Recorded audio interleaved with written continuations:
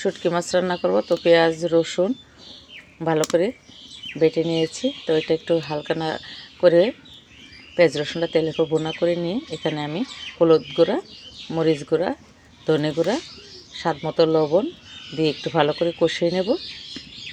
তো কষিয়ে নিয়ে তারপর আমি চেপা শুটকি দিয়ে ছোটো আলু বেগুন আর লাউয়ের ডগা রান্না করব। তো এই তরকারিটা আমার কাছে খুবই ভালো লাগে, ময়মনসিংহের আঞ্চলিক তরকারি, যেহেতু আমি ময়মনসিংহের মেয়ে অনেক পছন্দ করি এই শুটকি তরকারিগুলি।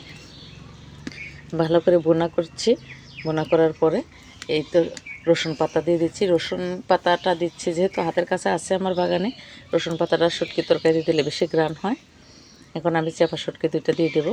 এই যে চেপা শুটকি, আমার ময়মনসিংহের কিশোরগঞ্জের চেপা শুটকিগুলো অনেক স্বাদ, কিশোরগঞ্জের চেপা শুটকি তো তুলনাই হয় না।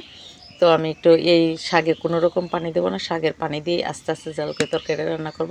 আলাদা পানিটা দিলে চেপা শুটকিটা কেমন যেন একটা গন্ধ হয়ে যায়, এই জন্য আমি আলাদা পানি দেবো না। তার সাথে ছোট্ট একটা টমেটো দিয়েছি।